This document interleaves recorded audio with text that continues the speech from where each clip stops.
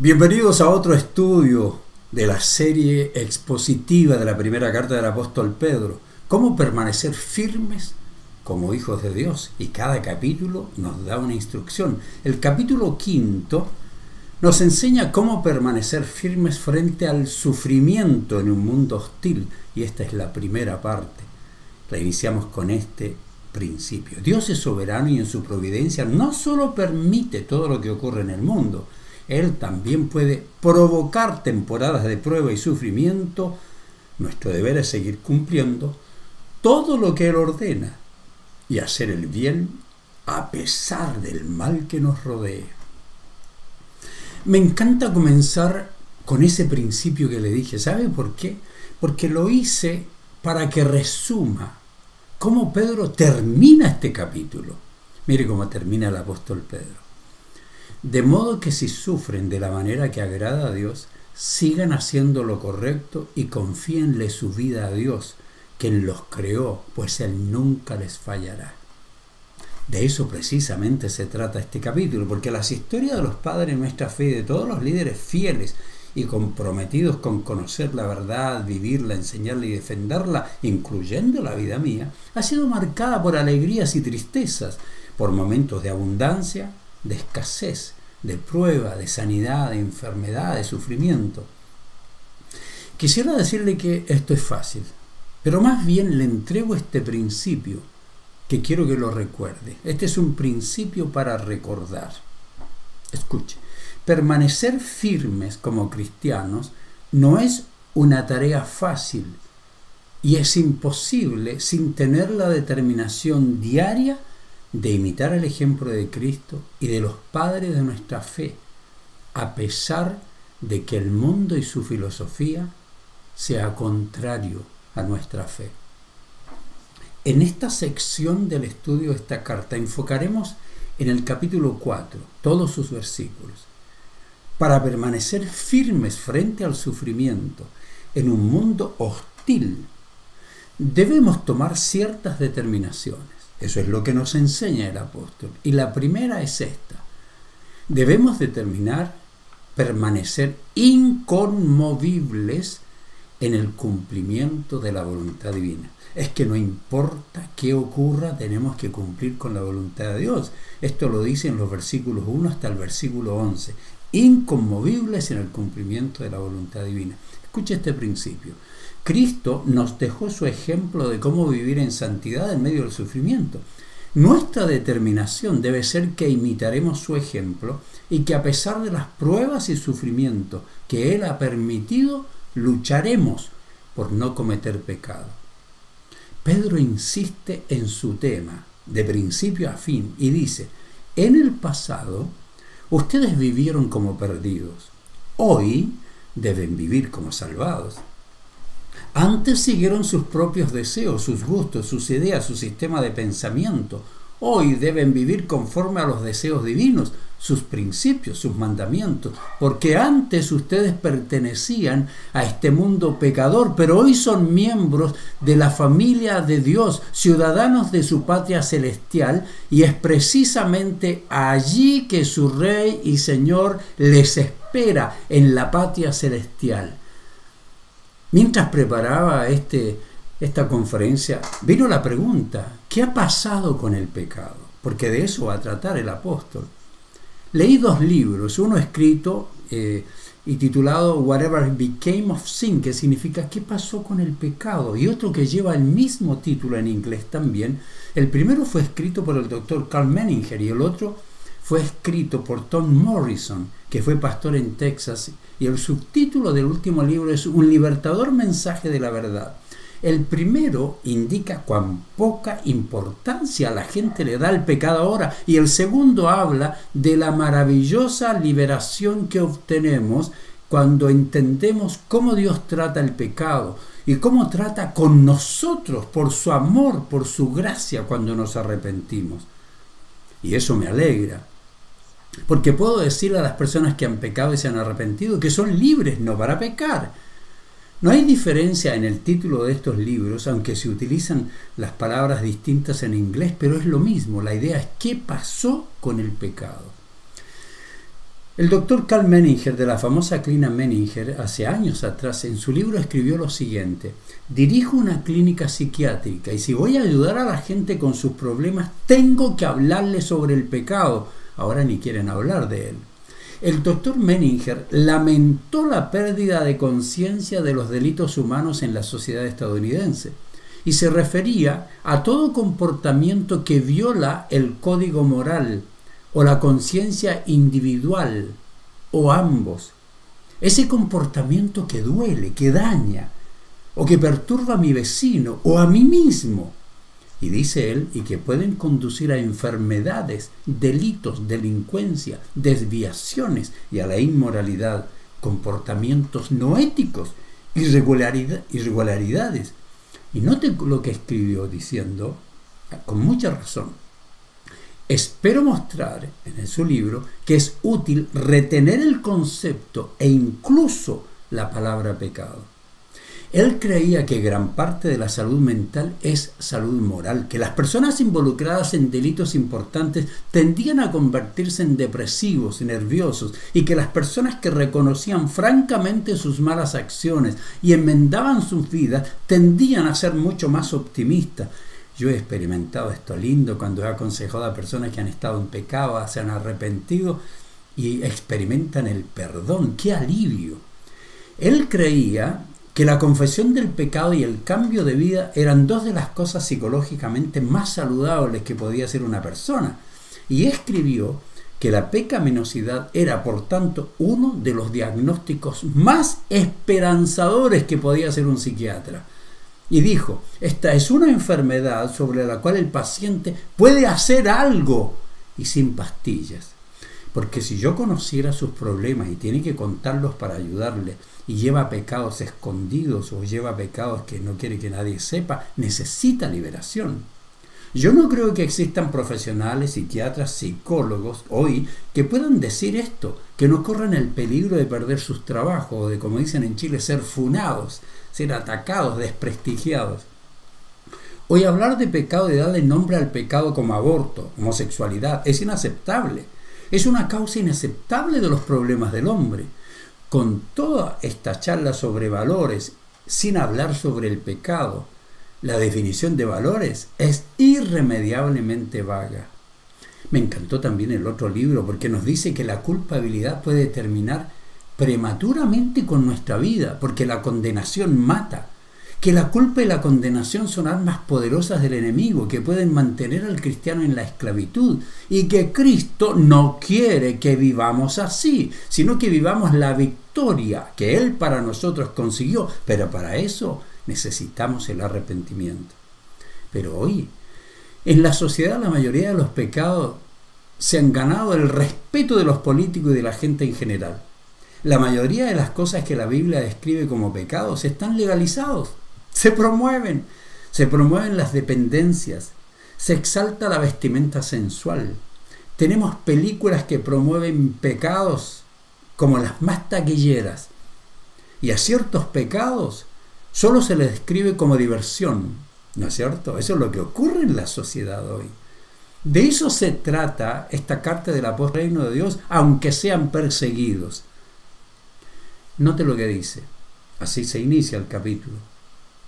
Puesto que Cristo ha padecido por nosotros en la carne, dio su vida por nosotros, vosotros también armados del mismo pensamiento, estén listos a dar su vida por Él. Pues quien ha padecido en la carne, terminó con el pecado, para no vivir el tiempo que resta en la carne, conforme a las concupiscencias de los hombres, sino conforme a la voluntad de Dios. En estos días que hay cristianos que defienden el comunismo, que no creen que hay pecado, que no hay maldad, solo a cuenta de defender a los pobres, y que lo atacan a uno por predicar la verdad, el pecado no quiere llamarse pecado. Pero note lo que dice el apóstol. Puesto que, estas son palabras de transición al siguiente tema, porque nos quiere recordar que debemos permanecer firmes en medio del mundo hostil, y para ello existe una provisión que nos garantiza nuestra victoria. Ahora estudiemos cuáles son estas actitudes que todo cristiano debe escoger para permanecer firmes en medio del mundo de maldad y de hostilidad. Primero, en medio de la maldad y la hostilidad, los hijos de Dios debemos vivir como Cristo vivió con el poder que Él nos dejó. Eso es el versículo 1. Eso es lo que dice. A partir de la segunda parte del capítulo 4, versículo 1 hasta el versículo 3, ese es el llamado. Note, puesto que Cristo ha padecido por nosotros, en la carne, sufrió, dio su vida. Ahora, vosotros, dice, también armaos del mismo pensamiento, pues quien ha padecido en la carne, terminó con el pecado. Y Pedro parece comunicar esto, ponga mucha atención, que así como Cristo ha sufrido en el cuerpo, sufrió en el cuerpo y venció al pecado, nosotros debemos desarrollar esta mentalidad, la misma percepción, porque de hecho Cristo ha vencido al pecado con su sufrimiento y muerte en la cruz. No es porque Él pecó, sino porque Él venció el pecado para que no lo ataque más ni lo tiente más, pero nunca pecó. La idea es ármate con el mismo propósito para luchar contra el pecado. Cristo luchó hasta la muerte para no pecar y no pecó, y cuando murió terminó la presión del pecado sobre Él.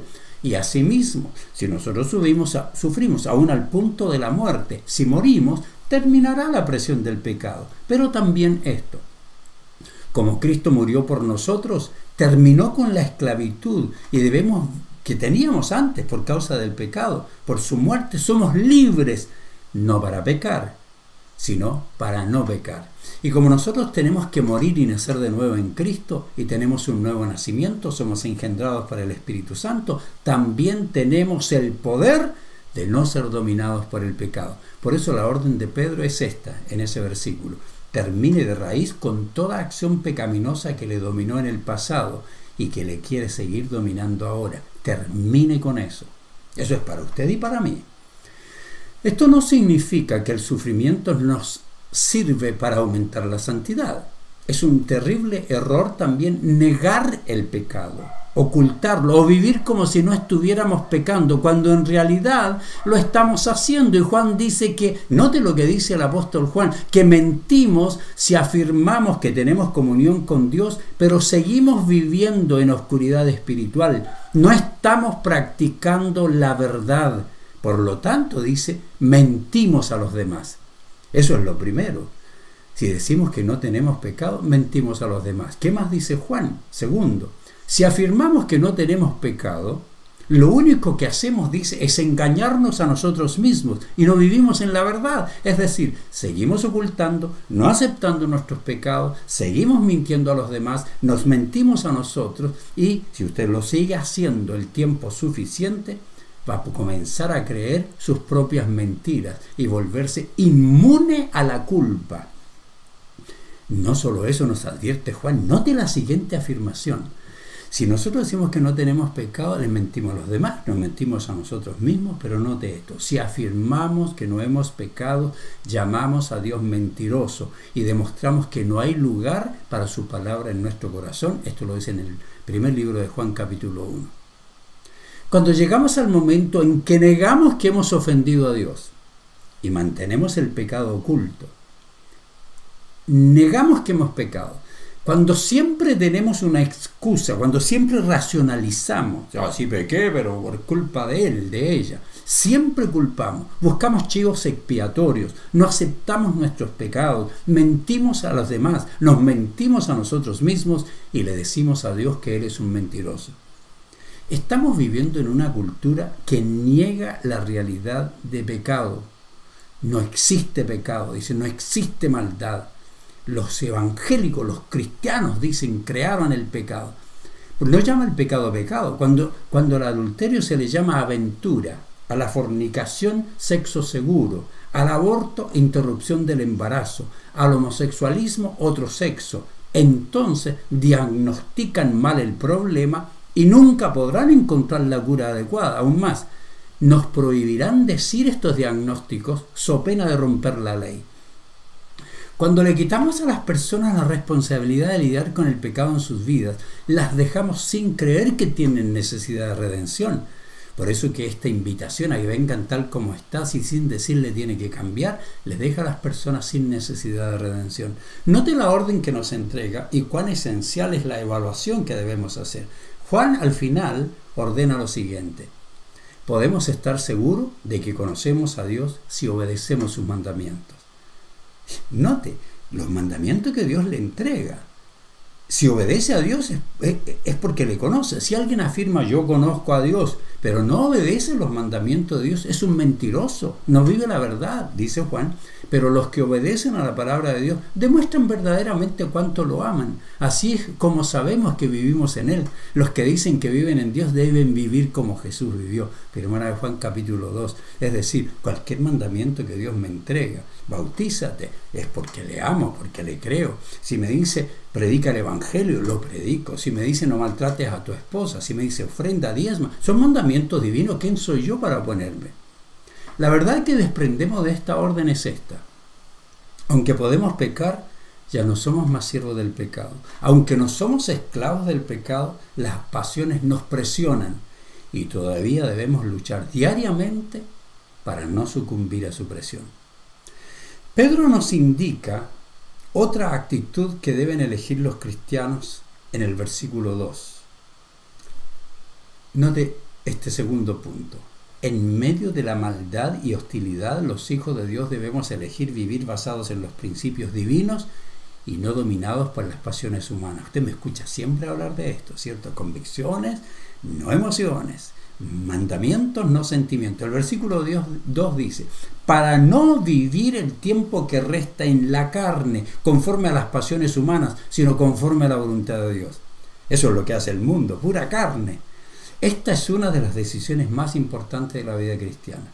Después de su decisión de seguir a Cristo, debe declarar y vivir creyendo verdaderamente que Cristo es su Señor y que no seguirá los dictados de sus pasiones, sentimientos y emociones, aunque no le agrade ni le apasione, aunque no lo desee, aunque no lo sienta. Yo no siento esto, no importa lo que usted o yo sintamos, es hacer la voluntad de Dios. Y existe un fuerte contraste en el capítulo 4, versículo 2, y en el versículo 3, porque en el versículo 2 dice, conforme a la voluntad de Dios, y el versículo 3 dice, lo que hace la carne, lo que agrada a los gentiles. Este es un contraste muy fuerte, dos estilos de vida que Dios no permite que se junten. En esto, la orden de Pedro es, no se aísle del mundo, pero no se deje influenciar por las pasiones humanas. No se deje influenciar por las pasiones humanas. Quiero advertirle que no se equivoque y no trate de estar siempre con cristianos. No se vuelva un fanático que no puede ni siquiera conversar con los no cristianos. Eso es irreal. Exija respeto y respete. No todos los gentiles reaccionan agresiva o burlescamente. Algunos de ellos lo hacen solo por un tiempo, y si uno sabe tratarlo, exige respeto, trata con respeto, habla honestamente, aprenden a tratarlo con respeto, algunos de ellos, no todos. Pero no crea que solamente debe estar rodeado de cristianos, sino cómo podemos compartir el mensaje del Evangelio. Sin embargo, si usted va a tener alguna relación con los no cristianos, es importante que sus palabras, sus actitudes, su comportamiento muestren un estilo de vida diferente. ¿Cuál es la verdad que debemos desprender de esta orden? Es esta. Aunque nuestra naturaleza pecaminosa nos motive a pecar, debemos elegir permanentemente la voluntad de Dios. Observemos otra actitud que debemos escoger. Esta es la tercera. Dice el apóstol, en medio de la maldad y hostilidad, los hijos de Dios debemos evitar todo intento de vivir para agradar a los paganos, aunque nos ultrajen, y además debemos evitar las peleas con ellos y discusiones, pues es Dios quien los juzgará por sus acciones. Esto dice en los versículos 3 al 6. Note, baste ya el tiempo para haber hecho lo que agrada a los gentiles. Mire, estaba hablando con alguien que su padre, por no seguir lo que el padre quiere, le dijo a su hijo, no puedes venir a mi casa. Está bien. Si no quiere que vaya a su casa porque está cumpliendo lo que Dios le dice, no tiene que ir. Pedro dice, ya es suficiente para vivir esa vida tratando de agradar a los demás. Si usted lo ha probado, si usted experimentó en el pasado de agradar a los demás, hacer lo que otros quieren. Estuve aconsejando también a alguien que estaban haciendo caso a su suegro, a su tía, qué sé yo.